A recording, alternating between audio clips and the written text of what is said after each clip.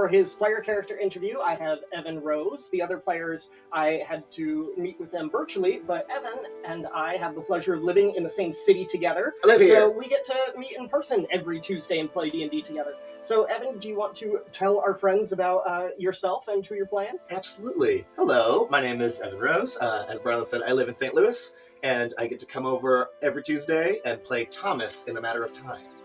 And Evan also was one of the very first people, one of the 4 first people to ever step into Center Ring before it was even called that. Evan was at the table the very first time that I was a Dungeon Master. Do you want to tell them about your character in that campaign? Sure. I think we were playing First Edition. We were playing a weird mutation. I was able to get my hands on a First Edition Player's Handbook and Dungeon Master's Guide, and that's what I had first played. That's what Justin had first introduced me to.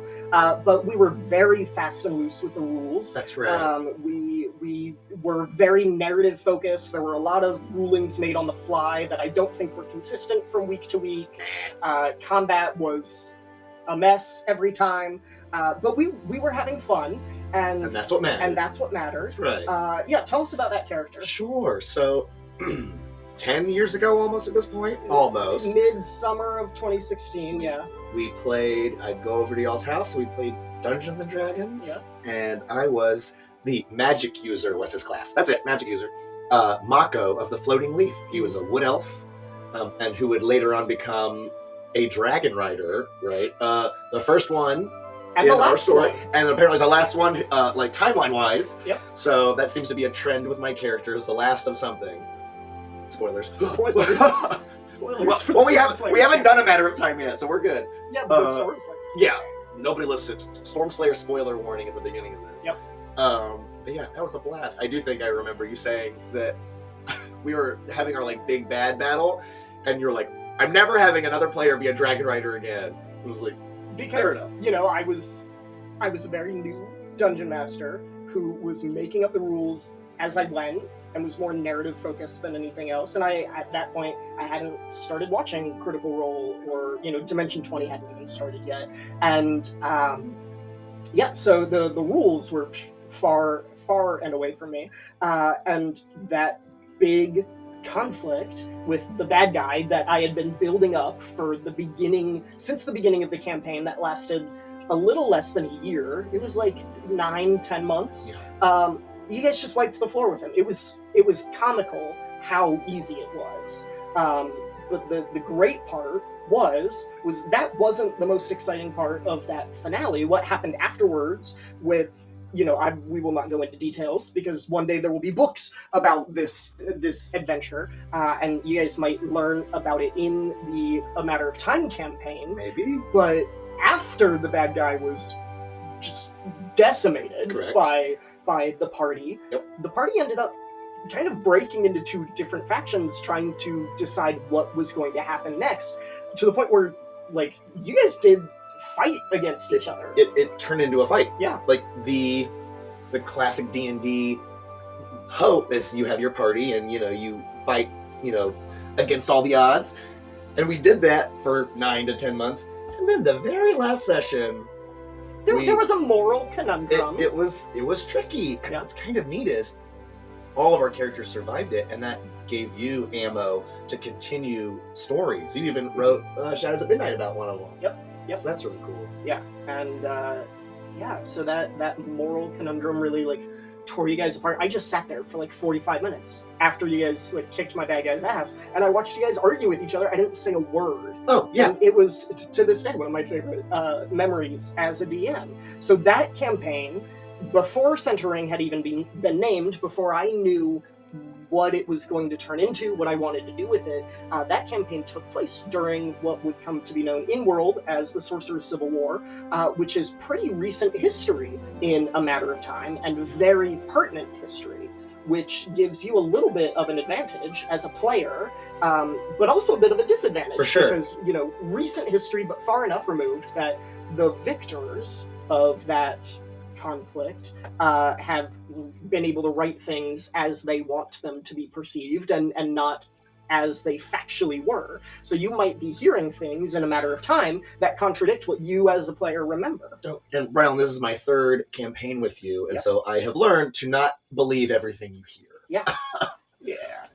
So you were Mako in that first campaign, and then a few years later, you were invited back into Centering during the pandemic for what I had been planning on doing ever since being introduced to 5th edition, was doing a level, starting at level 1 and going all the way to level 20 narrative campaign. All the way, baby. You were Zephyr. Yeah, so I had the privilege of, man, we beat D&D. Yeah. So we started during the pandemic, logging in once a week, and that was really nice. We got to log in and see friends. And then from 1 to 20, it took 5 years. Yeah. And many trips where people would come into town, reunions. It was a whole experience, which was really great. Nothing else like it. And so I got to be Zephyr, the Horizon Walker. I'm really excited about Thaumas. Mako's great. There is just something about the Stormslayer characters that will always be. They're like a part of your soul, you know. Like when you are that character for so long, I don't think they're gonna leave you. Right. Yeah. Right. So now in this campaign, A Matter of Time, tell us about Thaumas and how you got there, how you figured it out. So what's neat about the process of Thaumas coming to be, things sort of fell into place. I would make decisions, and then sometimes a decision would be made for me, like through the universe. I really, really wanted to, at the beginning of this, as soon as you said, Matter of Time, steampunk setting, very low magic. I was looking at classes, and I was trying to think. And then I was thinking of my past characters, and I wanted something different. Yeah. And Mako was my dragon riding, firebender, named after Uncle Iroh's voice actor even. And then Zephyr became my airbender, and I realized, oh my gosh, I'm doing these characters in the Avatar cycle. So what if, let's see if it would work, if this character was inspired by water, to some degree. Who knows? Let's see. And I fell on Monk because it just made sense. I had a lot of fun playing the NPC Nyx Wildlander, the gnome badass who, Way of the Four Elements. And I was like, this is cool. But I didn't want to just jump straight to copy and pasting her by any degree. So I saw the subclass Way of the Drunken Master. And I know it's written to be drunken-like, it's more metaphorical. But I thought, what if Thaumas, so low magic, he'll be a human, because I'm not allowed to be an elf this time. That was a rule. No more elves forever. I am now banned from playing an elf. Just for this campaign. Forever. For 3,000 years. And so I was like, fine, you know what? I'm a guy. I'm just like a dude with round ears, and I'll deal with it. Anyway, and so I was like, what if he's kind of a rascal like Barfly? He's definitely a season 1, episode 1 personality, you know? So he's got a bunch of stuff going on, and he's just trying to navigate it to the best of his ability. Yeah. So that's Thaumas. And then as far as the name goes, I really liked how Sean McDuff, who played Antony Steelweaver in the Stormslayer saga, had a name that sounded normal, but had just a little bit of a fantasy pronunciation. And I stumbled upon this name. It's spelled Thaumas, so not the standard spelling. And I was like, that's pretty cool. It's the name of an old Greek sea god, so there's a water element. But I was like, I don't know, I'll keep looking. It was a placeholder name for months. So much so, I would just start calling him that, and then whenever I bring it up, I'd say, all right, or whatever I call him, and you finally one day were like, hey, I think you've already decided what, you already know what your character's name is, you've been calling him that. I was like, dang, you're right. Yeah. So it was really cool, and then it was reinforced in the very first session. We made the right call. It was our first, the first of our session 0. Yeah, we're all sitting around and we're saying, what's your name? What's your name? What's your name? And then we're writing them down, and I forget who said it at first, but it was sort of a collective moment we realized our 4 character names initials spell out past. Yeah. And it's a time campaign. It's perfect. So we all made the right choice naming our characters. Yep. And then I felt that it validated the water element even more when I was coming up with, what Father would have named you. Right.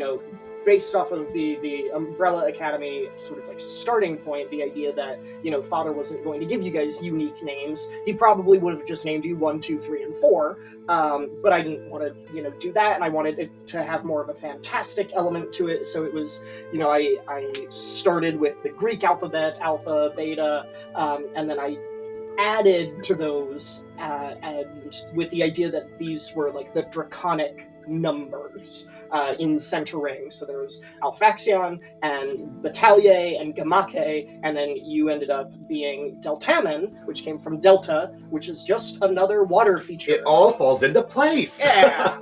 Yeah, I'm excited. I really like our childhood names, and even in just a few sessions, it's been a really fun tool as role players to call our siblings one name or another, depending on the mood at the time. Yeah. Yeah. Like it's like using your first, middle, and last name. You're like, oh, I'm in trouble. Yep. So that's a lot of fun.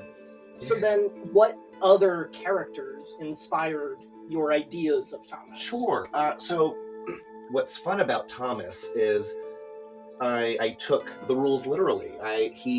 He is a non-magical human who is with these 3 siblings who all do have magic. Mm-hmm. And so, once again, it made sense for me to inspire characters that I know and I really like, sort of similarly experienced. Like Sokka is a really easy one. Yeah. He's just a guy with a boomerang.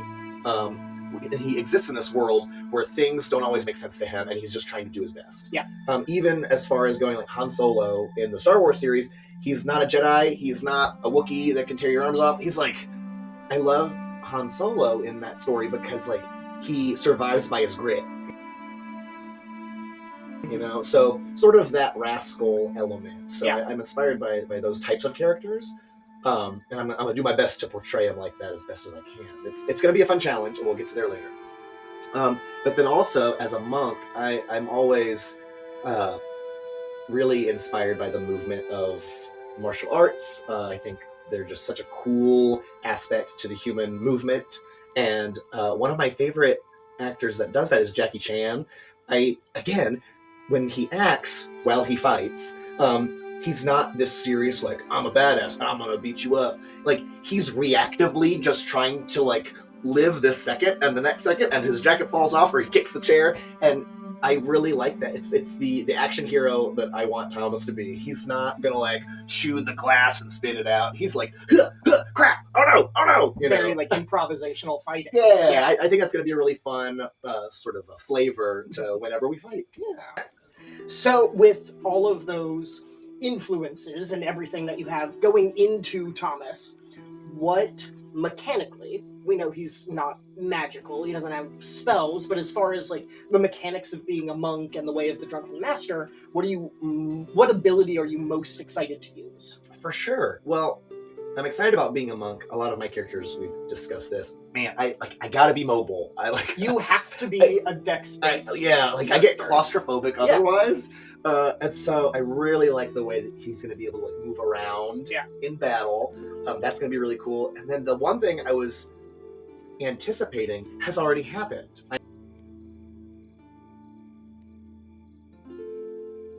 I don't know, like, so the sessions haven't been posted yet. Not yet. So spoilers for Session 3. We might get in a scuffle. And when we were looking at monks and you can deflect missiles, standard D&D, there's bows and arrows and crossbow bolts, and that makes sense. You catch the bolt, send it back. Yeah. But then steampunk setting made me realize, and I called you immediately, and I said, Rylan, is Thaumas going to catch a bullet? Like, is that going to happen? You're like, we'll see. Thanks, DM. And so he's already been shot at, so that's fun. I won't get into details because I want people to watch the episode, but I'm excited to be more successful if he doesn't die first. Yeah, and you have the potential to be more successful because your ability and your proficiency with being able to catch a bullet and reduce the amount of damage that you do, and then potentially throw it back.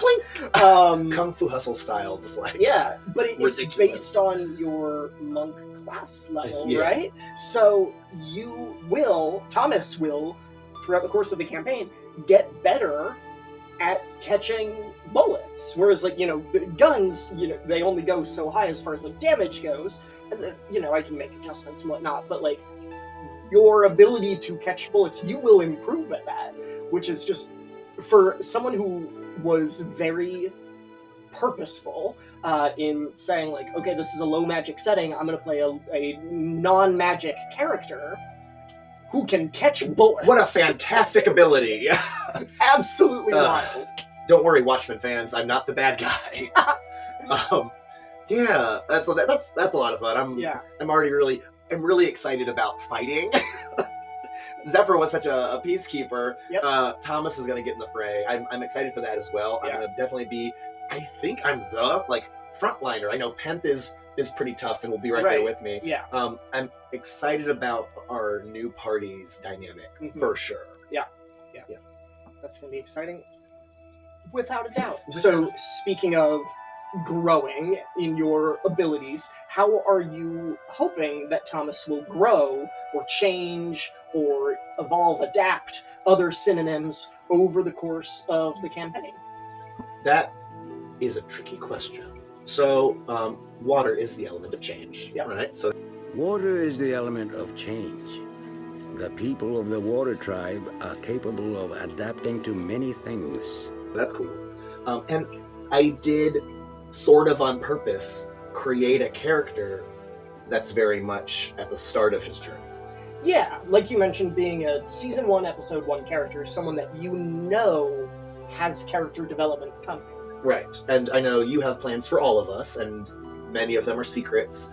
We have backstories that still need to be revealed, but I think, whereas in past characters, I had a goal in mind, sometimes like a visual goal, I really want to do this, I'm allowing myself to create Thaumas, start him off, and then I'm going to drive him one session at a time and just sort of be open to whatever potential future there is. Yeah. I have not thought a lot on purpose about what is going to happen. I'm trying to just navigate him in real time, and I think that's going to present the most interesting development as the story goes. Okay, yeah. Because you mentioned Thaumas being a bit of a barfly, playing the way of the Drunken Master as someone who is occasionally a drunk. And that is a type of character that lends itself to, hopefully growing over the course of the campaign.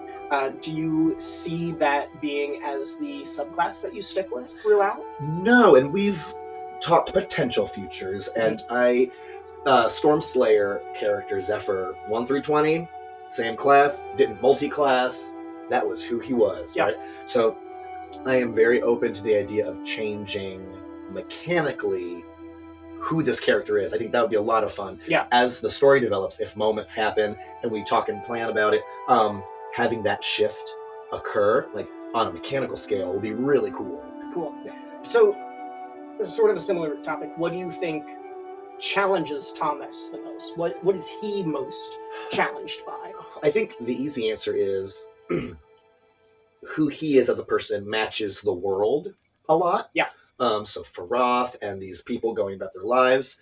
And I think the challenge is he isn't a part of the main world. His microcosm of siblings and father and his strange upbringing, that world does not reflect everything else. And so I think he's actually kind of thinking this real time right now. Yeah. This is one of our conversations.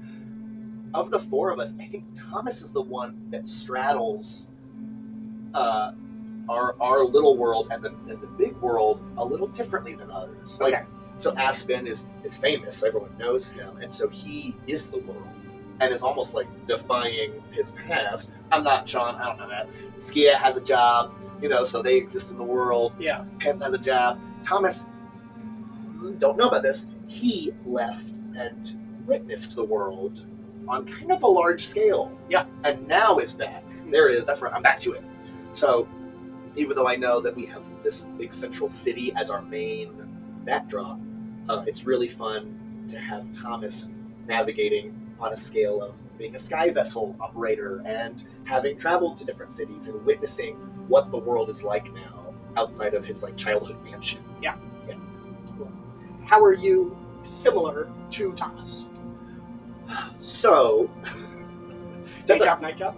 Day job, night job. That's a great question. I'm going to go back again to the Storm Slayers. Okay.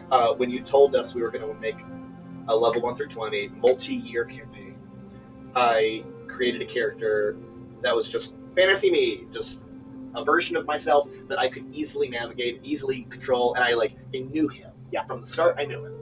So that's Zephyr. And doing another story that is similarly large scale, maybe not as much, I wanted Thaumas to be different. I did not want the same character. Mm-hmm. And so you asked the question, what is similar to me, Evan, and to Thaumas? I was trying to be kind of different. I'm challenging myself in a role play setting to try to get out of my comfort zone, and we'll get there in a second. But sort of a similarity that Thaumas and I share. I think he embodies sort of the assertiveness that I always try to have whenever I'm in situations that need it. I feel like myself in real life and pretty easygoing, just go with the flow, making sure everyone's happy. And so for Thaumas to be sort of the wisecracking, kind of in-your-face guy, he's going to be a little different than how I am in real life.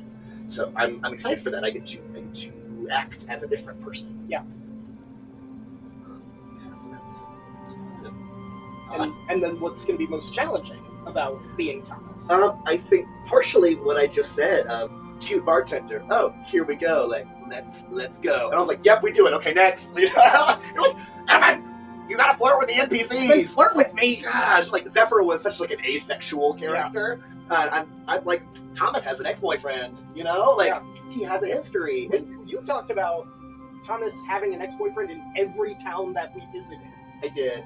Because one, that's hilarious. And it's very much the scoundrel rogue archetype. The Jack Sparrow coming into town and he gets slapped in the face. Yeah. It's so fun, right? As a character trope. So I think that's going to be a challenge. I flirting and being this cool guy is gonna be hard. It's gonna be hard. I'm cool, I promise. That's gonna be really, really. It's fun. Yeah. I made characters in the past that were just me, and Thaumas isn't me. Yeah. And so he is though. All of your D&D characters are a part of you for sure, right? Free therapy. And so I'm tapping into a part of me that is just a little different. Yeah, I'm excited. Nighttime, day job. Nighttime, day job. Day job, nighttime. Cool. Evan, thank you so much for coming over Let's on go. non-Tuesday. Non-Tuesday. For joining us for this player character interview. And gosh, Thaumas is just so much fun. And, we've got 5 sessions down with him. So Many more to go. Many more to go. I'm excited to see what happens next. Yeah, me too. All right, well, from me and Evan, we will see you guys in a matter of time, coming to you in less than 2 weeks.